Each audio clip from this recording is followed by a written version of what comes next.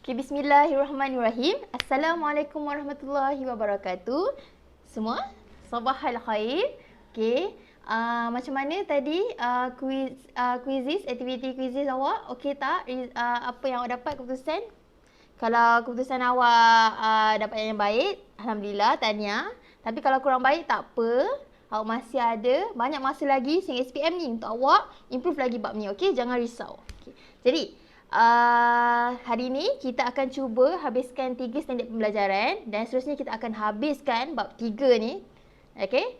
Bila habis di standard pembelajaran ni, kita akan habiskan bab 3 ni lah dan minggu depan kita akan mula masuk dengan bab baru. Okay. Untuk video yang pertama ni, kita akan masuk 3.2.4. Okay. Hujah. Okay. Menentukan dan menjustifikasikan kekuatan suatu hujah induktif dan seterusnya menentukan sama ada hujah yang kuat itu meyakinkan. Jadi sebelum ni kita belajar pasal hujah deduktif. Macam mana kita nak sahkan dan kita nak tentukan dia munasabah ataupun tidak. Okey, tapi untuk hujah induktif kita nak tentukan sama ada dia kuat dan meyakinkan. Okey. Ingat tu dia berbeza tau induktif dengan deduktif. Okey, kita teruskan.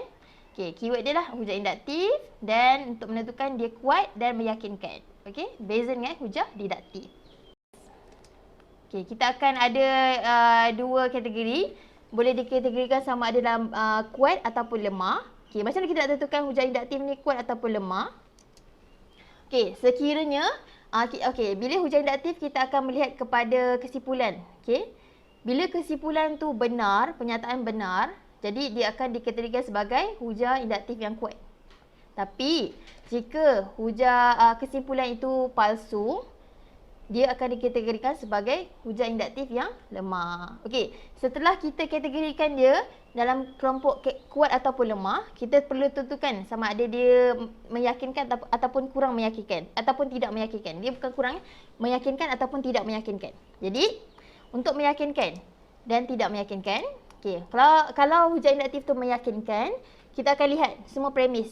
Kalau semua premis benar, bermaksud dia terletak dalam kategori meyakinkan.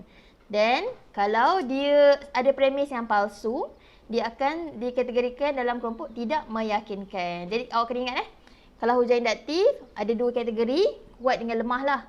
Okey, untuk tentukan kuat dengan lemah, kita kena tengok kesimpulan dia. Awak dapat soalan, awak tengok terus kesimpulan. Kalau kesimpulan tu benar, awak uji tengok, okey benar, maknanya dia kuat. Kalau tak benar, dia lemah. Okey, jadi lepas kita dah tengok dia kuat, okey dah kuat ni. Okey, kita akan tentukan pula dia yakin, meyakinkan dengan cara dua metod. Sama nak tengok dia yakin ataupun tidak. Kalau dia yakin, kita tengok premis pula. Kalau semua premis yang ada adalah benar, maknanya dia adalah meyakinkan. Tapi jika ada premis yang palsu, dia akan dikategorikan sebagai tidak meyakinkan. Okey, jadi untuk induktif lemah pula. Okey, bila dia dah lemah, dia akan secara tidak langsung dikategorikan sebagai tidak meyakinkan. Okey. Okey, mari kita tengok contoh Okey. Contoh 21 ni ada dalam buku teks. Okey, kalau nak rujuk boleh tengok buku teks muka surat 81. Okey, 81. Okey. Tentukan sama ada hujah yang diberi kuat atau lemah. Seterusnya, tentukan sama ada hujah yang kuat itu meyakinkan atau tidak meyakinkan dan berikan justifikasi anda. Jadi, dia suruh tentukan yang pertama, kuat ke lemah. Okey, lepas tu tentukan. Yang kedua, yakin ke tak yakin. Lepas tu, kalau tak yakin, berikan alasan lah. Okey. Jadi, kita tengok soalan pertama ni. Dia kata, okey, bila dah tengok soalan, nak tentukan kuat ke lemah, tadi saya cakap, terus tengok pada kesimpulan. Okey, kita tengok kesimpulan. Semua kerusi di rumah adalah merah. Okey. Semua kerusi di rumah adalah merah. Boleh jadi benar ke benda tu? Mesti ada warna lain kan? Tak semesti semua kerusi tu adalah warna merah. Jadi dia adalah palsu. Maknanya pernyataan tu adalah palsu. Kita tak tahu sama ada betul ke semua kerusi tu merah. Okey? Jadi kita tengok bila dia dah palsu, dia dah dikategorikan dalam kelompok hujah induktif yang lemah. Okey? Kita tengok pula untuk tentukan. Okey, itu yang pertama, kita punya tugasan pertama dah settle. Kita nak tentukan yang yakin ataupun tidak.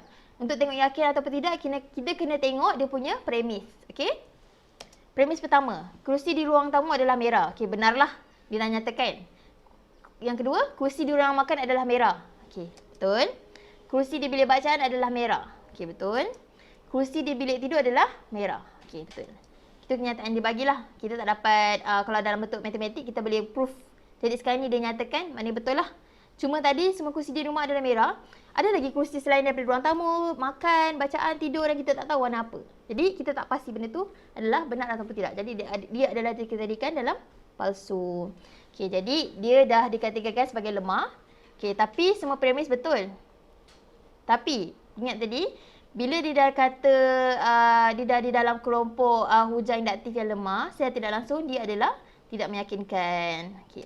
So jawapannya, hujah ini lemah dan tidak meyakinkan kerana premis adalah benar, tapi kesimpulan mungkin palsu. Okey, itu untuk contoh yang pertama. Kita tengok yang kedua, tentukan sama ada hujah yang diberi kuat atau lemah. Seterusnya, tentukan sama ada hujah yang kuat itu meyakinkan ataupun tidak dan berikan justifikasi anda. Sama je lah soalan yang tadi. Okey, kita tengok B Okey, bila dapat soalan macam mana saya cakap tadi, terus tengok kesimpulan. Okey, semua gandaan 9 ialah gandaan 3. Semua gandaan 9 ialah gandaan 3. Betul ke tak? Sifir 9 lah. Tengok sifir 9 ada tak dalam sifir 3 semuanya? Okey. Jawapan dia adalah benar. Sebab betul lah. Semua gandaan 9 ada dalam sifir 3. Okey, jangan keliru tau, jangan terbalik. Semua gandaan 3 ada sifir 9, bukan. Semua sifir 9, hasil sifir 9 ada dalam 3. Okey. Jadi itu dah benar. So kita dapat tentukan dah, hujah induktif ni adalah hujah yang kuat sebab dia benar. Okey. Jadi nak tentukan dia yakin ke tak, kita tengok premis. Okey, premis pertama 27 ialah gandaan 3. Betul lah. Okey, dalam sifir 3 ada 27. Okey, premis kedua pula 81 ialah gandaan 3. Benar. Jadi bila semua dah benar, bermaksud kuat dan meyakinkan. Okey, jadi saya tulis dia lah, hujah ini kuat dan meyakinkan kerana semua premis dan kesimpulan benar. Okey, senang kan? Okey, kita terus kepada contoh yang seterusnya. Okey, baiklah, kita akan teruskan dengan contoh yang seterusnya. Okey, kita tengok terus kesimpulan. Semua ikan bernafas dengan insang. Betul ke insang? Betul ke kenyataan ni? Betul ke? Semua ikan bernafas dengan insang. Ada ikan yang tidak bernafas dengan insang sebenarnya. Macam dolphin, paus. Dia orang guna paru-paru untuk bernafas. Sebab tu dia muncul kat permukaan air untuk bernafas. Okey. Jadi ini adalah pernyataan yang salah, palsu. Okey, bila dah palsu, kita dah kategorikan dia sebagai hujah yang lemah. Okey, kita tengok pula untuk yakin, kita kena tengok premis 1 dengan premis 2. Okey, premis 1, ikan kembung bernafas dengan insang. Okey, betul lah kenyataan tu, ikan kembung. Benar. Okey, yang kedua, ikan hiu bernafas dengan insang. Okey, betul lah kenyataan tu. Kalau awak tak percaya, boleh Google lah. Okey, cari Google. Sekarang ni di hujung jari je semua. Kita kena usaha lebih je. Okey, jadi bila dah tengok dia palsu, simpulan palsu, dia dah lemah. Premis pula dia duduk benar. Dia, tapi secara, kita belajar tadi, bila dia dah hujah tu palsu, secara tidak langsung hujah tu dikategorikan sebagai tidak meyakinkan. Okey, ingat tak jadual tadi saya bagi tu? Okey, jadi jawapan dia, hujah ini lemah dan tidak meyakinkan kerana premis adalah benar, tetapi kesimpulan adalah palsu. Okey, contoh seterusnya. Okey, kita terus tengok kesimpulan. Okey, semua gandaan 5 berakhir dengan digit kosong atau 5. Betul lah? Semua gandaan 5. 5, 10, 15, 20, 25, 30, 35, 40. Teruskanlah. Jadi semua sifir, semua gandaan nilai-nilai itu berakhir dengan 5 dan juga ataupun kosong lah. Jadi kesimpulan dikategorikan sebagai palsu atau benar? Okey, benar. Jadi ini adalah hujah yang kuat. Okey, kita tengok premis pula untuk tentukan dia yakin ke tak. Okey, premis 1, 11 darab 5, betul lah, 55. Lepas tu premis 2, 12 darab 5, 60. Betul lah. Jadi, semua premis dan kesimpulan ni betul. Jadi, cara tulis dia adalah hujah ini kuat dan meyakinkan kerana semua premis dan kesimpulan adalah benar. Okey. Kita tengok contoh yang seterusnya. Terus tengok kesimpulan. Semua nombor perdana boleh dibagi tepat dengan satu dan dirinya sendiri. Jadi kesimpulan ni betul lah. Okey, benar. Jadi hujah ni adalah hujah yang kuat. Kita tengok pula premis untuk tentukan dia meyakinkan ataupun tidak. Premis pertama, 1 ialah nombor perdana. Betul ke? 1 ialah nombor perdana. Palsu. Okey, 1 bukan nombor perdana. Dia mula dengan nombor 2. Okey, jadi nombor 2 pula, 2 ialah nombor perdana, betul. 3 ialah nombor perdana, betul. 5 ialah nombor perdana, betul. Jadi, Semua betul kecuali premis pertama. Jadi dia adalah hujah yang kuat tapi tidak meyakinkan kerana premis 1 adalah palsu. Okey. Jadi itu saja untuk standard pembelajaran 3.2.4. Kita berjumpa dengan masa yang ada ni sebelum tu, dengan masa yang ada ni, okey. Cuba buat latihan pengukuhan 3.2D. Okey, 3.2D nombor 1 sampai nombor 6. Kalau ada persoalan boleh tanya dalam grup Telegram terus ya. Okey. Lepas tu saya akan teruskan dengan video seterusnya lah pada pukul yang telah ditetapkan. Okey. Jumpa lagi.